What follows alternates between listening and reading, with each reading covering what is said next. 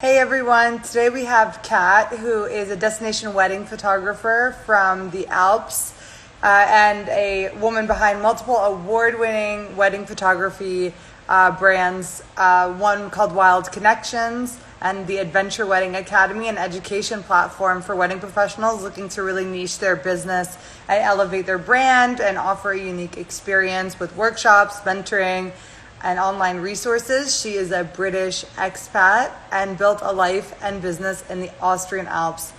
How awesome is that? Where she's an industry leader in adventurous wedding and elopements. You can check out her page and see some of her fascinating images that capture unique wedding days. So people all over the world go there, and she creates a unique experience for them and captures a once in a lifetime a moment. Hi, Hi, Kat. hi.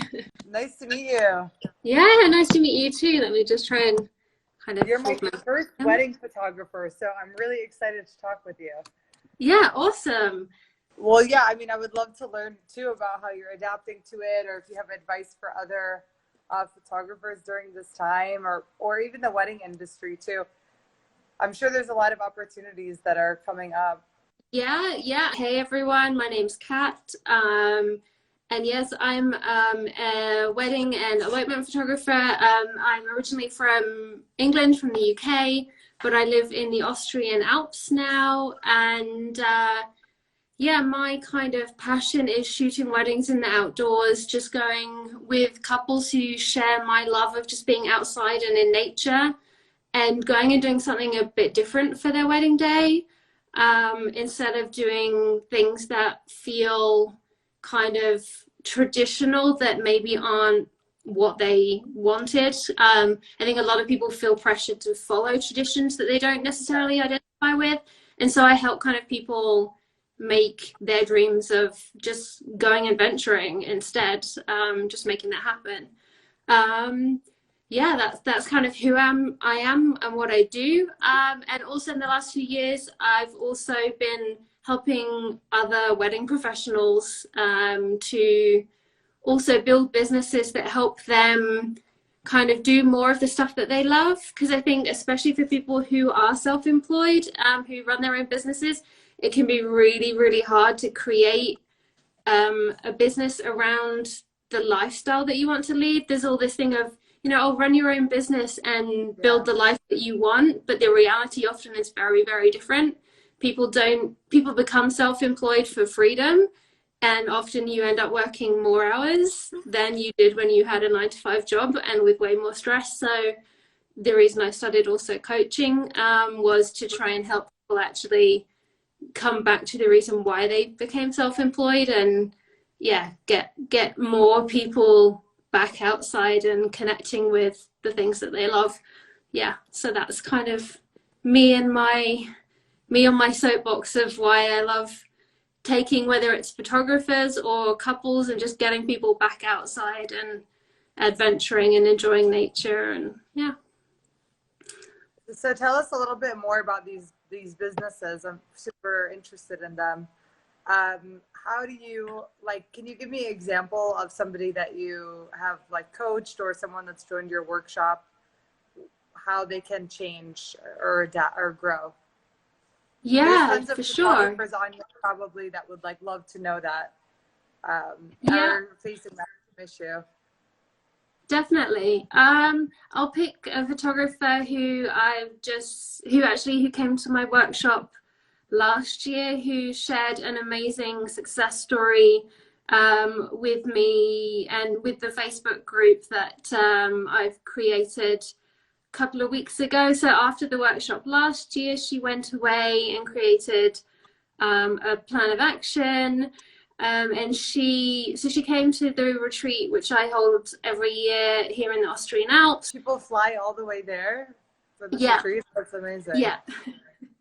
It's a great excuse to have a business trip to Austria, to the Alps. That's awesome. But yeah, so she came over from the US, and her goal was to try and to do more adventurous, more outdoor weddings, to do more elopements, because she is another person very much like me who doesn't connect so well with the wedding industry, with the materialistic side of it, and wanted to try and shoot more in her home state in Michigan, but also more across the US.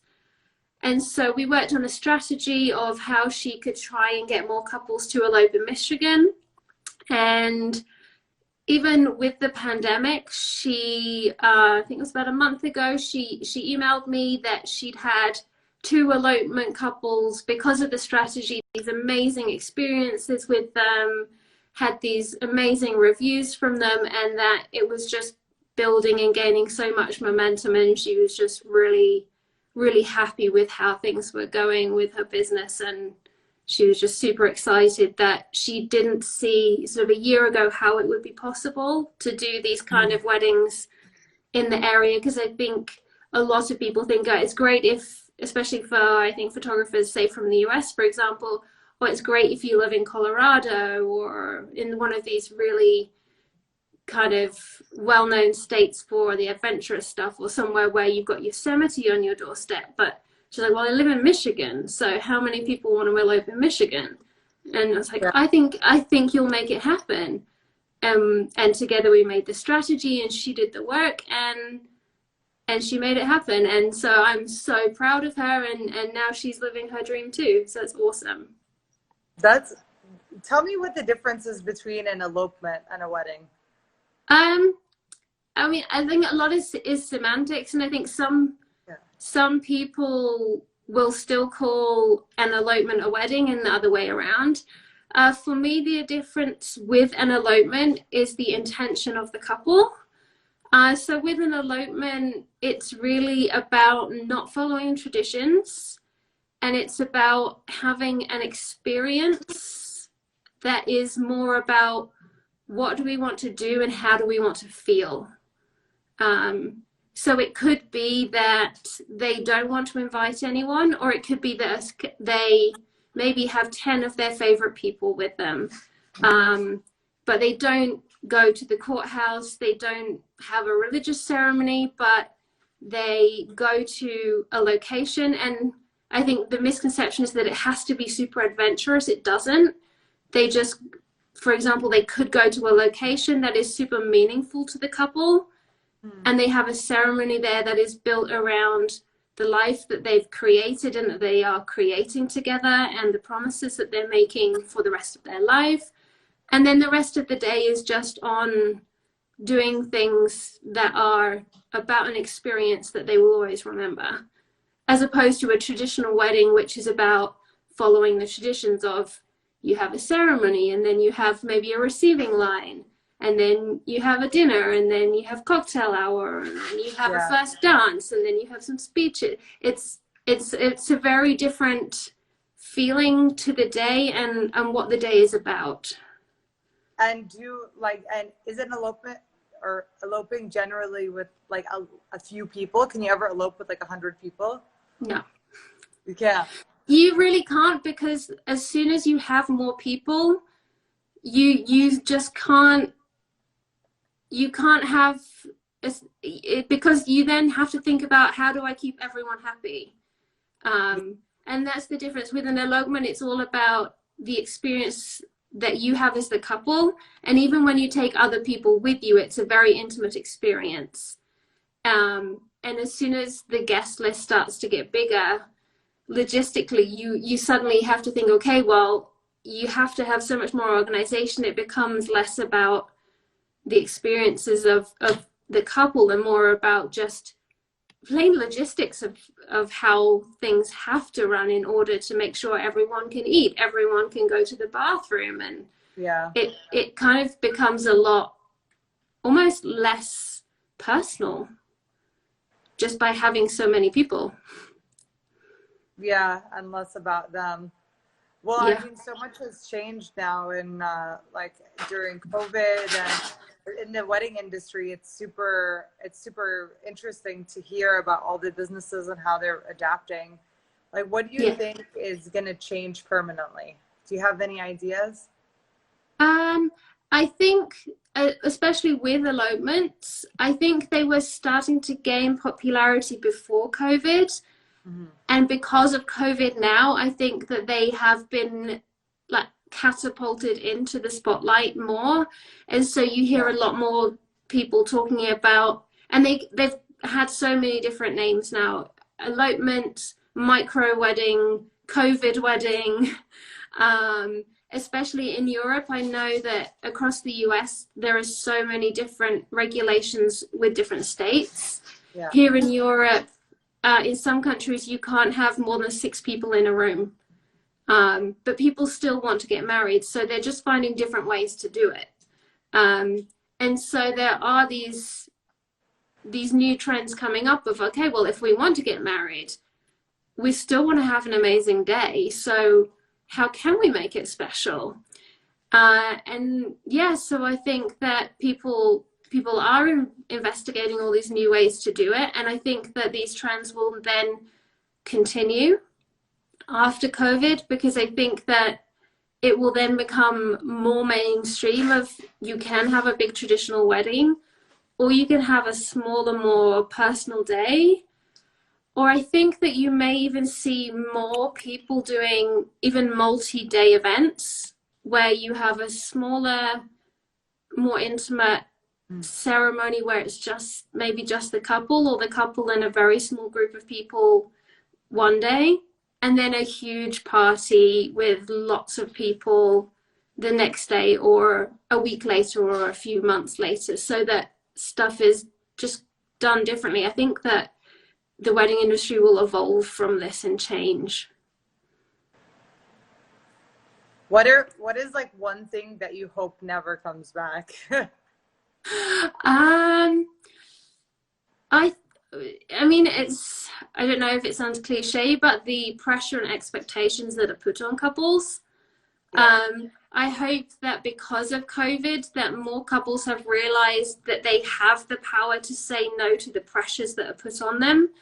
I think that there's, before COVID, a lot of couples have just felt pressured into having weddings with 200 people simply because they had to invite Aunt Sylvia's second cousin's work colleague because they send them a Christmas card every year, and they just can't possibly not do that. And I do see, like, you know, that sometimes people get pushed into decisions because they don't want to, and because of COVID, it's given a lot of people a way out of that they've said, well, we just can't do it because of COVID. And that maybe now more people will stand up and go, well, actually, we've seen there's another way to do stuff, and hopefully maybe that will just change how people perceive what a wedding is. I think that would be, more than any kind of wedding trend, that couples feel more empowered to make the decision on what their wedding day is based on what they want, not what their family or what the industry or what society is telling them their wedding day should be. Yeah, definitely. And it gives them so much more financial freedom afterwards too, especially, you know, it's such a big expense that they can't recover for so long from. Yeah, nobody should get into debt for their wedding. Like, that's just, no, that's wrong. Like, I mean, no.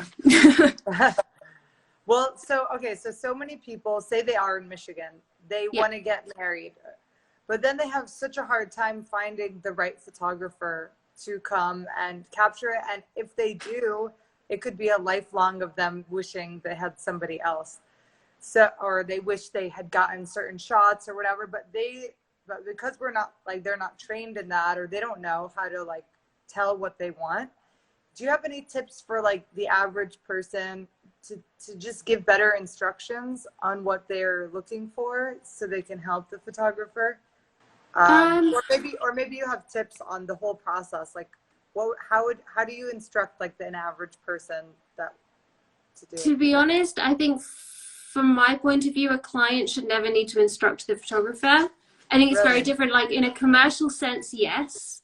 Yeah. possibly, because in a commercial sense, you know your product and you know what, if you're doing product or commercial photography, you kind of maybe need to kind of say, this is how I want it, this is what I need. But certainly for weddings, if you're hiring a photographer, if you're booking someone, you shouldn't be hiring someone if you don't already look at their work and absolutely love it and think, I could imagine one of their Instagram photos or one of the photos on their website, I could imagine that being us. I could imagine, because if you don't already connect with their style of work, with their editing style, with the way that they work, with the way they pose their couples, those kinds of things, then especially with wedding photography, where often it's very candid most of the time, it's not directed, it's usually you're working with people who aren't models, they're just normal human beings, that it needs to be a very kind of natural decision almost, and you need to have complete trust in them. If it's to the point where you're saying, I need you to do this, I need you to do that, the photographer is going to be trying to do stuff that's not usually then within their kind of, I'll call it like their zone of genius, in their skill zone. So you're going to be then asking them to maybe try and recreate poses that they're not used to, or shoot in a style that they're not used to. And then you're actually probably going to find out that the photos come out worse because of that. Whereas if you've just hired someone because you've looked at their work, you've done your research, actually one of the most important things is just speaking to them like we're doing now, just on a video chat or over the phone, and just actually realizing that there's a good chemistry between you. That is usually one of the best recipes for getting great photos, because if there's a good chemistry there, they will be able to get magic from you as a couple, because they will know what to say, how to just get you to relax in front of the camera. And if you've seen they know how to use their camera, then actually you just need to trust that they will do an amazing job. And by all means, you can send them, if you've seen pictures that you love, send them Pinterest boards, send them screenshots and say, I love these pictures, if it's from another photographer or if it's even shots of theirs. You can send them to them, and I say this to my couples as well. I'm happy to look at stuff that you like, but I want to know why you like it. So don't just send me a Pinterest board and go, can we recreate these? I want to know why you like something. So is it that you love the golden light of something? And if that's the case, then we try and make sure that we go and shoot a golden hour. So if you just send me a picture and say, I want you to recreate this shot, but I don't know why, and then the pictures are scheduled for sometime during the day, I can recreate the pose. But if it was the lighting that you loved, then it's kind of difficult. So actually, I would say that you kind of just, especially for wedding photos, you kind of just need to pick someone whose work you love as it is, and you just need to really get on with them and trust them. That's awesome. And what about location? Like, what if you don't know where you want to go? Like, I've seen some of these forest images, the Alps images. There's so many different beautiful locations. Yeah. And if somebody wants to do something like that, but they don't know what to do, how do you help them find that? Or how can they find that? Yeah. I always recommend, if you can find a photographer that knows the area, or if you can find someone local, is really the best thing. The next best thing is find someone who at least has been there a few times, because it is kind of better to have that local knowledge. What if you love the beach and you love the mountains and you love the forest? And how do you pick? I think sometimes it is really hard. I mean, I can kind of go through what a lot of couples do when they come to me is, I mean, I think first you kind of need to decide a little bit if you want mountains or beach or forest, like have a little bit of a kind of soul searching session, roughly what you want first and look for a photographer who does that kind of thing. So for me, I'm not really a beachy kind of scene person. Like, yeah, I will do it, but for me, like, my specialty is really mountains and rugged stuff. So find someone who specializes in that. And then so I do help couples find locations for sure. I mean, if you're looking for locations yourself, look on places like Instagram, look on Google Earth. I really like looking for locations. I look on hiking websites. I look on trail maps, recommendations, and things like that. I am very wary of platforms like Instagram. While they can be really good for inspiration, they're also very misleading. Some of the locations that I get requests for all the time are locations in the Dolomites where from the angle of the camera, looks like no one else is there. But actually from the position where the photographer is standing, you're probably standing shoulder to shoulder with a whole load of other photographers. So it's always worth bearing in mind things like that. And actually then, if you haven't found the location yourself, then contacting a photographer who has shot there before, and actually just saying, you know, these are the locations we're looking at. Do you have any advice for us? That's kind of where I do think it is better to work with someone who knows an area. Especially in the world of weddings, there's a lot of photographers who will happily go to some of these really famous locations and will offer to shoot there really cheaply because they would love to do it for their portfolio. But then sometimes the experience of the couple is not always as great because they get there and then go, oh my God, it's really busy. Yeah. And the photographer doesn't always know that because they've not actually been there before. And they're just like, awesome, I get to go to like Lago de Braias. And then the couple has a not so ideal wedding day because they're standing with a huge audience watching them saying their wedding vows when they thought, because of the pictures they'd seen on Instagram, that they might be alone. That is something I would have never thought of. Yeah. So do your research, and my recommendation is once you've done your research, find someone who, or you know, your team, if you're having a photographer, a videographer, people who know the area well, who can actually advise you on you know, whether, or not just whether it's going to be the day that you want it to, but who can give you tips on how is the best way to pull it off. That's awesome. Do you have a place where you go when you get inspiration?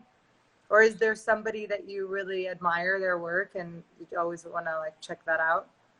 Do you know, most of my inspiration I get from things like National Geographic. Chris Burkard is one of the people I really love. Jimmy Chin. I love adventure photographers, Corey Rich, people like them. So my inspiration doesn't come usually from people within my industry, but photographers outside of it, adventure, like action sports, all of that kind of thing. Yeah. Have you ever thought of doing like a physical magazine or book? No, I haven't. I feel like now with like, especially in COVID, so many people would love like a physical, like to go through this. I like, especially if they're trying to decide on their wedding. Yeah. Have more like physical prints or books, or I think this space is really a vague one. I've seen so many friends and family members that have like really not known what to do around photographing their wedding or documenting it. I think is more important even to say. So yeah. It would be cool if you teamed up with a few people too and just did like an adventure elopement wedding book. Yeah, the world's most badass weddings. Yeah, that would be amazing. I'd love that coffee table book. Yeah, I think that's an awesome idea. We'll see if we can help you out with that one. Yeah. Well, is there any other advice you want to give before we wrap up? No, I guess just for like anyone, the same with me is Because I think, these kind of weddings, they are getting really popular on Instagram. For me, it was just one of those things that it came to me because being in the outdoors was just a very it was a natural transition for me. I used to be a ski instructor, so I was just always outdoors. So if you have a passion of any kind, so for me, it was just, skiing led me into skiing weddings. And then in the summer, I started doing the hiking weddings. You can find ways to make being whatever it is that you really love doing, a part of, what you want to do in your business. And if you can do that, it's awesome. I think, if you're not sure how to do it, feel free to DM me and I can happily chat through ideas with you about how to bring your passion into your photography business. Yeah. That's awesome. And where can they find you? So if you're interested in my wedding work, it's at Wild Connections Photo on Instagram, and my education site is at Adventure Wedding Academy. That's great. And what's your ultimate goal with the academy? What would be the best thing that could happen? The best thing that could happen is I would love to be doing 5 or 6 retreats a year all around Europe, and just getting more and more photographers living their dream of working less but still earning more money and just spending more time outdoors and adventuring and living a life of less stress and more fulfillment. That's amazing, Kat. Thank you so much. You're welcome. See you soon. Yeah, have an awesome day. Bye-bye. Bye. Bye.